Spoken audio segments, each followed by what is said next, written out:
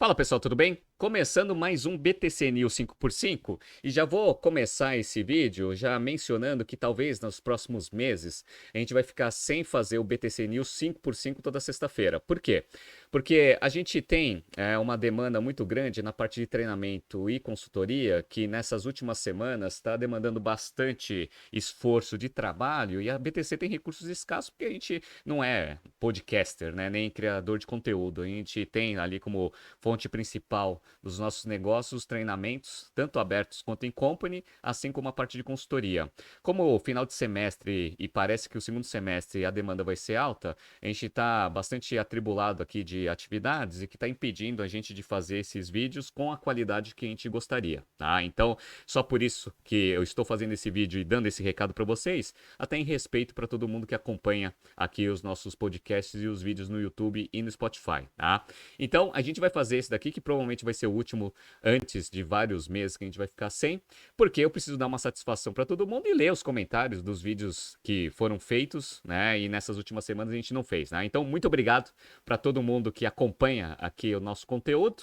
E a gente vai manter o BTC News de segunda a quinta-feira e na sexta-feira a gente lança o BTC Journal. Então, todo dia vocês vão ter conteúdo aqui da BTC, que é essa forma que a gente consegue manter essa frequência aqui de conteúdo com a qualidade que a gente gostaria, tá? Outra coisa que eu queria mencionar também, no vídeo de ontem, saiu o vídeo com corte incorreto, e aí eu queria agradecer aqui publicamente o Rodrigo Lineiro, que foi quem identificou que a gente subiu o vídeo incorreto. A gente fez a correção ontem mesmo, né? Inclusive vai ser um dos temas que a gente vai mencionar aqui. Então, Rodrigo Lineiro, oficialmente aqui, né, publicamente, estou agradecendo aqui pelo seu comentário e ter informado a gente que a gente tinha subido o vídeo errado com uma informação incorreta. Tá?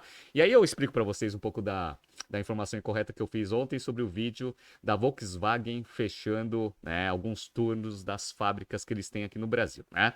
Mas vamos lá, vamos começar aqui nesse BTC News 5x5, a gente vai falar sobre o governo ampliando o programa para aquisição de carros novos para a população. Vamos falar sobre o Habib's, que está com um modelo novo de loja via franquia para tentar acelerar o seu modelo de expansão. GPA, que vai fazer uma transação provavelmente de venda da Exto. Vamos falar sobre a Visa, que fez uma aquisição de uma fintech aqui brasileira, pagou US$ 1 bilhão. E a gente fecha rapidamente falando sobre o Goldman Sachs, que perdeu a liderança em M&A depois de 5 anos para o JP Morgan. Se você gosta das nossas análises, por favor, dê um like nesse vídeo.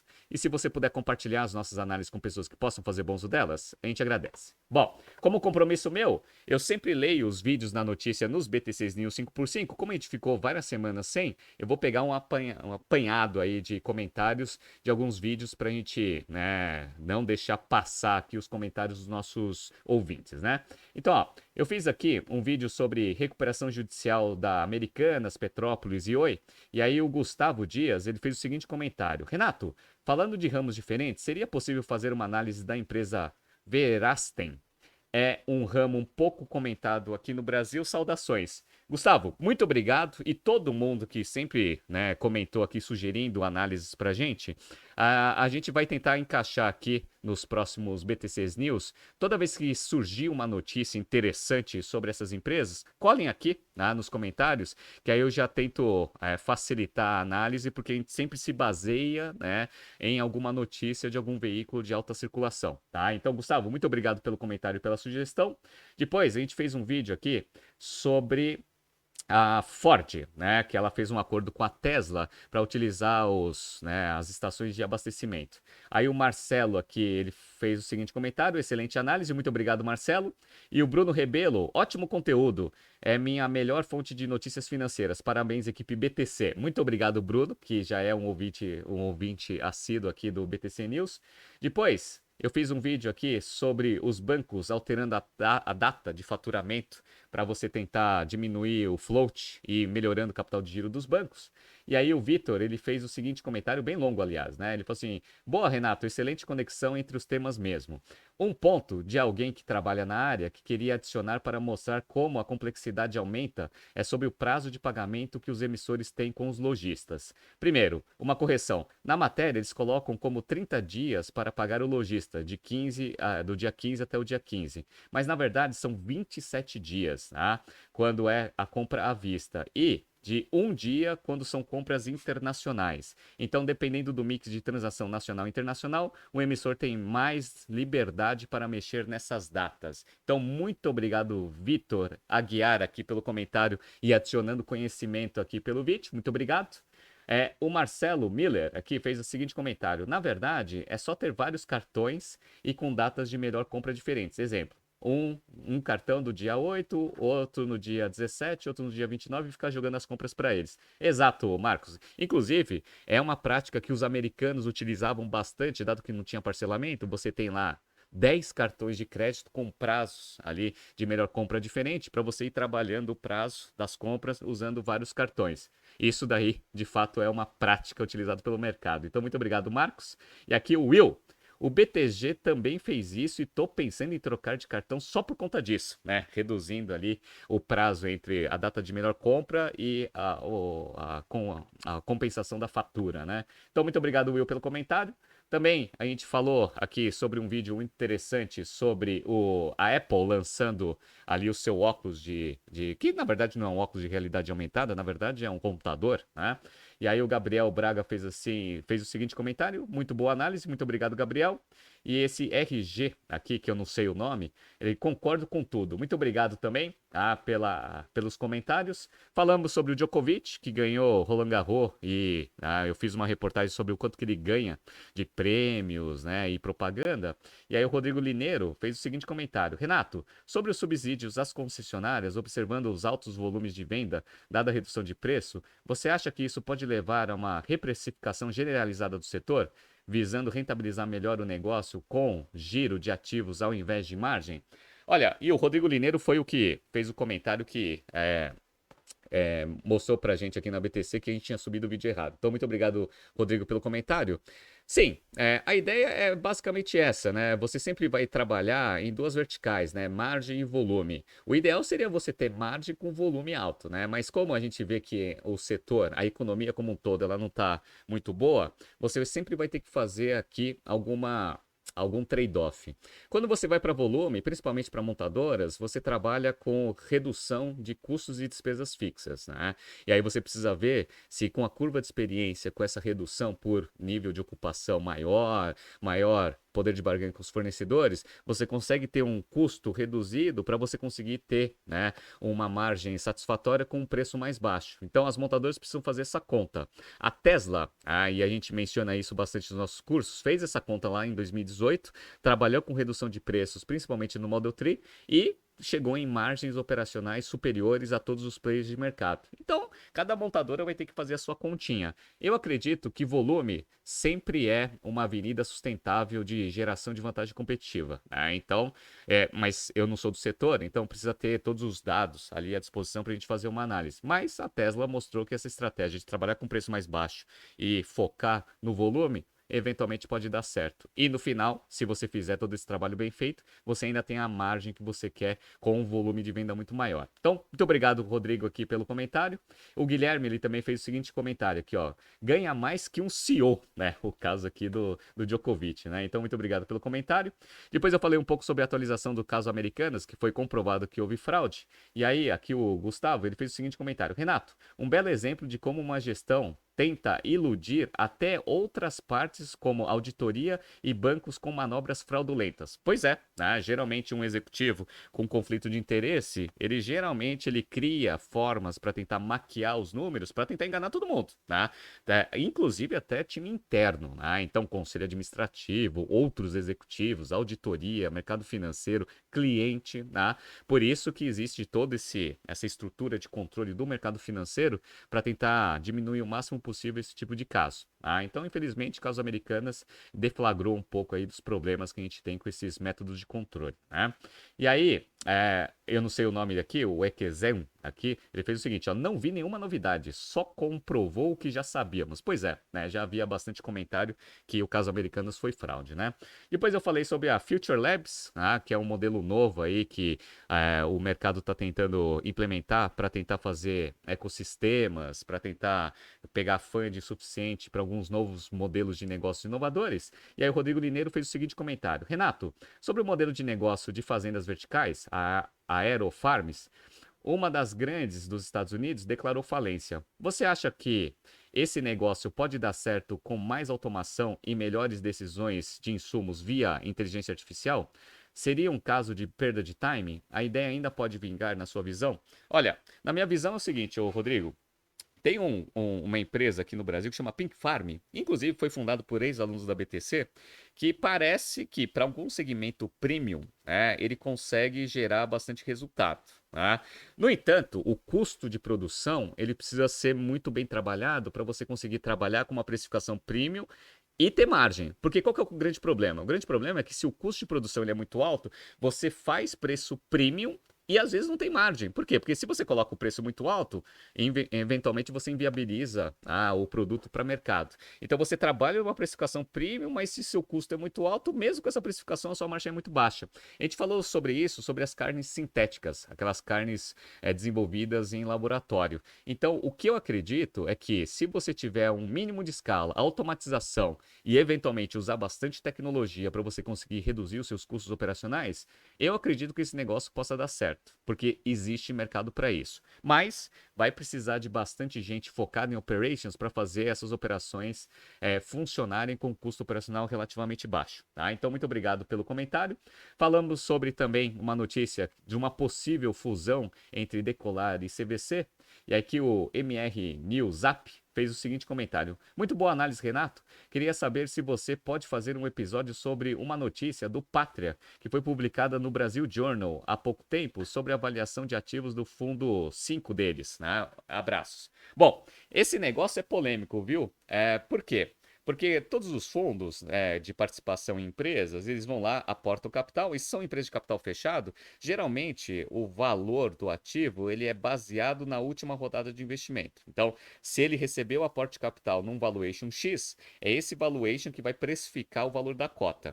O que a notícia ela fala é que o Pátria eventualmente fez alguns ajustes no valor ali das cotas baseado em valuations de empresas que provavelmente já não vão conseguir sustentar esse valor, dado que a gente está vendo que um monte de empresas de tecnologia está recebendo downgrade aí nos seus valuations para tentar captar novos dinheiros no mercado. Né? Então, essa é a grande crítica. Né? Então, será que todos aqueles valuations de todas as empresas que constituem esse fundo 5 se mantém naquele valor da última rodada? Ou será que uma precificação mais baixa para tentar refletir um pouco da realidade atual da economia não seria o mais interessante, né? Então é sempre uma briga. O que o Pátria fala é que, pelo princípio da objetividade, aqueles valuations foram feitos por uma empresa muito renomada no mercado. Então é baseado nesse relatório que ela faz a precificação dos seus ativos e por consequência, o valor das suas cotas, né? Então é uma briga aí entre mercado e fundo, né? Para tentar saber se aquele valor ele está sendo transparente com a realidade que a gente está enxergando do mercado de empresas de capital fechado, né? Então vamos ver o que vai acontecer, né? Mas eu vou dar uma analisada melhor ali no fundo, porque eu não conheço esse fundo 5 do Pátria, tá? E aí, o último vídeo aqui de comentários foi do mercado de carne de laboratório. E aí, o Leandro Rafael fez o seguinte comentário: excelente análise, Renato. Como bem analisado no vídeo, este mercado, apesar de seus benefícios ambientais e bem-estar animal, apresenta muitas preocupações. Muitos produtos veganos falham ao tentar replicar o sabor e a textura da carne real, resultando em um produto menos atraente com uma sensação gomosa ou falta de sabor natural.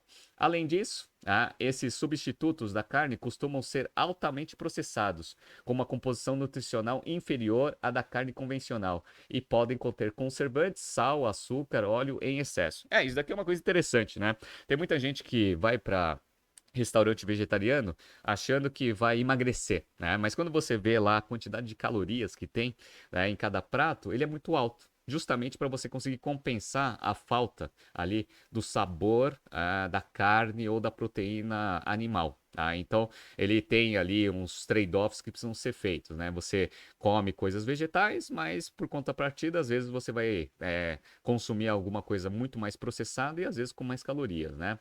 Além disso, como bem explorado na análise, esses produtos são frequentemente mais caros que as contrapartes de carne tradicional, tornando-as inacessíveis para muitos consumidores.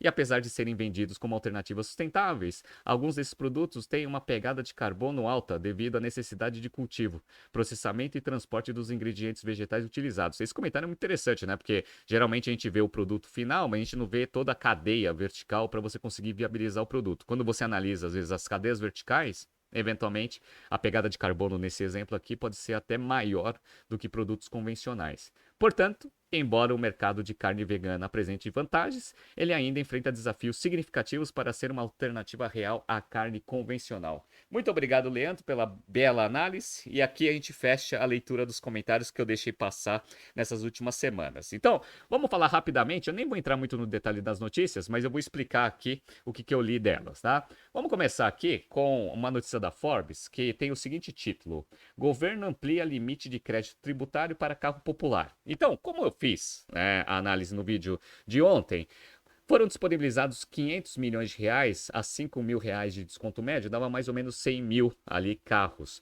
Como a gente viu na análise ali dos dados da Anfávia, 100 mil carros é menor do que a média de carros licenciados por mês de 2022 e também o que a gente estava observando em 2023. Então o que aconteceu? Quando eles lançaram o programa, ele foi consumido rapidamente no mês de junho e não trouxe aumento efetivo nas vendas ou licenciamento dos carros no mês. Tanto é que a projeção para esse mês é que as vendas e o licenciamento seja menor do que de junho de 2022. Então, o que o governo fez? Ele ampliou. Então, o governo federal distribuirá 1,5 bilhão. Então, agora são 300 mil carros que você tem ali no colchão de crédito para conseguir oferecer isso para o mercado. 300 mil aí já começa a mexer um pouco melhor ali nos volumes. Por quê? Porque se a média ali é uns 120, 130 mil, se tudo for consumido no mês, aí beleza, aí você tem 300 mil ali de carros vendidos naquele mês especificamente, aí você consegue observar ali um aumento. No entanto, pessoal, o problema é o seguinte: como são programas temporários, isso eu mencionei no vídeo de ontem, programa temporário ele acaba. Então você eventualmente você vai trazer vendas que você iria fazer em, sei lá, setembro, outubro, novembro e vai concentrar isso no mês de julho, por exemplo. E aí o que vai acontecer? Provavelmente você vai ter um aumento de vendas no mês de julho, só que você vai ter uma queda relativa no mês de agosto, setembro e outubro, porque você simplesmente antecipou as compras. Então, esse que é o grande problema desses programas temporários. Então, como eu mencionei no vídeo anterior, se você não atacar a estrutura do problema, que é o custo Brasil, eventualmente você não vai dar uma solução definitiva para esse problema das montadoras e as montadoras vão continuar com esses problemas que a gente mencionou no vídeo passado, fechando turno de produção, demitindo gente, entre outras tomadas de decisões. Então, está atualizado aqui esse caso. Vamos pegar agora uma notícia do Valor Econômico. Habib's encolhe o tamanho do restaurante e foca em shopping center. Bom, pela notícia aqui, a rede faturou 2,7 bilhões de reais em 2022 e tem 300 unidades, sendo que 80 em ruas. Plano agora é operar em pelo menos 400 shopping centers em 3 a 4 anos. Por que ele vai fazer isso, né? Basicamente, o Habib's ele vai trabalhar com modelo de franquia. E o modelo de franquia, a gente ensina aqui nos nossos cursos, pessoal, ele é basicamente um investimento. Então você tem um investimento inicial e aí com o fluxo que você vai ter da sua franquia, você vai ter lá o Net Present Value, a TIR e o payback ali do investimento que você fez. Quando você trabalha com uma loja menor, você também diminui o investimento por metro quadrado. E aí você viabiliza isso, porque se você quiser ter um restaurante Habib's, você vai precisar ali de, sei lá, 2, 3 ou 4 milhões de reais. São poucas pessoas que têm todo esse dinheiro para fazer um investimento numa franquia. Quando você diminui o tamanho da loja, você também diminui esse valor de investimento inicial, chegando ali a 500 mil, 1 milhão de reais. E aí você tem uma quantidade maior de pessoas interessadas, consequentemente você consegue fazer esse plano de expansão ser mais agressivo. E aí você aumenta a produtividade por metro quadrado. Mas para isso você precisa ter uma visão de operations muito forte. Por quê? Porque aí você precisa ver a quantidade de mesas e cadeiras que você vai oferecer, porque isso vai restringir o potencial de geração de receita da franquia. Você vai ter que ter uma integração ali com iFood, por exemplo, para você conseguir ter receita adicional sem depender do metro quadrado. E a sua cozinha ela precisa ser extremamente otimizada para você conseguir produzir a quantidade de alimentos suficientes para você ter uma rentabilidade por metro quadrado atrativa para o investidor. Então, isso daqui funciona para qualquer modelo de franquia. Você tenta diminuir o investimento inicial para você conseguir ter mais interessados no mercado. Então é interessante esse modelo aqui que o Habib está tentando implementar para o mercado. Vai tentar expandir o seu modelo aqui de crescimento via franquia, coisa que eu acredito que o Madeiro deveria fazer também e repensar no seu modelo de expansão. Então, muito bom. Habib's aqui, faturamento sensacional, né? Vou pegar aqui alguma notícia do Brasil Journal falando aqui sobre o GPA. Então vamos lá, GPA. Bilionário colombiano oferece 4 bilhões de reais pela Êxito. Como a gente sabe, o grupo Pão de Açúcar, ele está passando por reestruturação, então ele fez lá a cisão do açaí, fez a abertura de capital, conseguiu captar bastante dinheiro, diminuindo um pouco ali da dívida que ela tinha, e agora vai operar só com mercados de conveniência e os famosos supermercados. Beleza. Só que ela também tem uma operação de uma empresa colombiana que é a Êxito. E aí o que ele vai fazer? Basicamente ele vai fazer a mesma operação que ele fez com o açaí.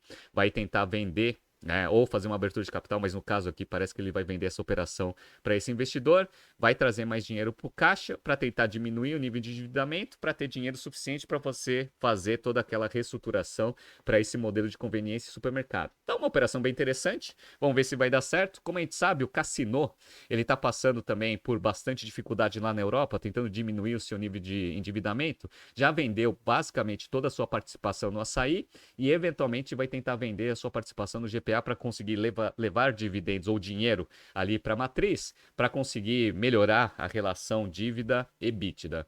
Então vamos ver o que vai acontecer. Sempre importante ali esses processos, mas a gente sabe que sempre tem trade-off, né? Na hora que você vai vendendo essas operações, o grupo Pão de Açúcar vai ficando com menos poder de barganha com os fornecedores, vai diminuindo sua escala. E como eu já mencionei em alguns BTCs News passados, escala para esse setor é fundamental. Então, vamos ver se nos próximos capítulos, né? Bom, uma outra notícia muito interessante aqui é do Neofeed. A Visa compra um unicórnio brasileiro que acaba de nascer. A Visa paga 1 bilhão de reais pela brasileira Prismo, uma valorização de 150% sobre a última rodada feita pela Redpoint, SoftBank, Accel e Amazon. Inclusive, esses fundos saíram aqui nessa venda. Interessante isso daqui, pessoal, por quê? Porque tanto o Visa quanto o Mastercard estavam tentando comprar essa Prismo, que foi fundada em 2016. Basicamente, ela é uma operação, uma fintech que opera na nuvem, que faz processamento de pagamento e outros serviços bancários. Isso daqui é interessante, por quê? Porque ela oferece uma infraestrutura tecnológica que hoje é o que vai ditar, né, o futuro, né, desse setor bancário, que são operações na nuvem. Então a Visa, que é só uma marca, uma bandeira de cartão, agora, além de garantir a transação de forma mundial, ela está começando a investir fortemente, andando ali na vertical para frente do seu setor, para tentar agregar muito mais serviço, diversificando a sua receita. Dado que a gente está vendo, né? Então tem Pix aqui no Brasil, tem outras operações que estão sendo feitas sem cartão de crédito, que estão eventualmente dando uma perspectiva de redução no número de transações, que eventualmente pode reduzir o potencial de addressable market tanto da Visa quanto da Mastercard. Então, diversificar o seu negócio andando, né, para frente na sua cadeia vertical ou diversificando seus ramos de atuação é sempre uma via estratégica interessante para essas bandeiras de cartão. Então vamos ver o que vai acontecer. A Visa aqui comprou essa startup. Parabéns aí para a Prismo, que é mais um unicórnio aqui, mesmo num momento de economia bastante sensível, né? E para fechar esse BTC News 5x5, pessoal, notícia aqui do Bloomberg Linha, Goldman Sachs perde liderança global em M&A após 5 anos. JP Morgan assume. Como a gente sabe, o JP Morgan já é o maior banco de investimento do mundo em algumas vias de análise, né? Mas para M&A, fusões e aquisições, o Goldman Sachs sempre foi o líder aí, né? Perdia a liderança, de tempos em tempos, mas ela sempre foi muito conhecida, né, por fazer esse tipo de operação. Nos últimos 5 anos, como está dito aqui na notícia, ela era líder, só que agora ela perdeu a liderança para o JP Morgan. E o JP Morgan é meio interessante porque ele vem fazendo diversas verticais, diversas tomadas de decisões estratégicas, diversificando seu negócio, né? Tanto na parte de atacado quanto varejo. Como a gente sabe, em termos de varejo, ele vem mundialmente fazendo alguns movimentos estratégicos para tentar ir para banco digital. Isso é ótimo. Por quê? Porque quanto mais diversificado é o banco, menor o risco de você ficar concentrado as suas operações em um segmento específico, e isso dá mais confiança ali para o banco conseguir ser mais agressivo em algumas áreas que ele não tinha liderança, no caso aqui M&A. Então vamos lá, ó. Em primeiro semestre de forte queda de volume de fusões e aquisições, o Goldman respondeu por 237 bilhões de dólares, abaixo dos 284 bilhões do concorrente de Wall Street, que é o JP Morgan. Então, o JP Morgan ali, sendo bastante diversificado, ele consegue ter bastante contato com empresas, e eventualmente ele consegue fazer um pacote de oferecimento para essa empresa, fazendo um mix entre serviços bancários, taxas e operações, e aí ele consegue até, às vezes, ser mais competitivo em termos de taxas que ele oferece para as empresas para fazerem essas operações de M&A, dado a escala que ela tem em outras linhas de receita que o Goldman Sachs não tem. Então, é isso que eu falo, né? A vantagem da escala para você conseguir exercer vantagem competitiva em relação aos seus principais competidores de mercado. Então, o Goldman Sachs aqui sofrendo, perdeu a liderança em M&A. Ela está também fazendo movimentos para tentar ir para varejo junto com a Apple, que a gente viu. Então, o Goldman Sachs é o parceiro da Apple nessa empreitada em serviços financeiros, mas o JP Morgan já está fazendo isso há bastante tempo, já está bem mais avançado nessa estratégia. Vamos ver o que vai acontecer. E essa foi a última notícia que eu queria comentar, pessoal. Então, já avisando vocês, nas próximas semanas, provavelmente a gente só vai ter BTC News de segunda a quinta-feira, mas continuem fazendo comentários aí nos vídeos. Eu vou começar a responder os comentários, ao invés de ler eles aqui nos vídeos, eu vou começar a responder eles, vou tentar fazer uma rotina semanal para responder os comentários. Então faça os comentários ali nos vídeos da semana, que eu vou tentar responder. Eu leio todos, né? Mas agora eu vou tentar responder, porque eu não vou ter mais o BTC News 5x5 aqui para conseguir ler e responder para vocês, tá bom? Muito obrigado a todos, bom final de semana, até segunda-feira. Um abraço!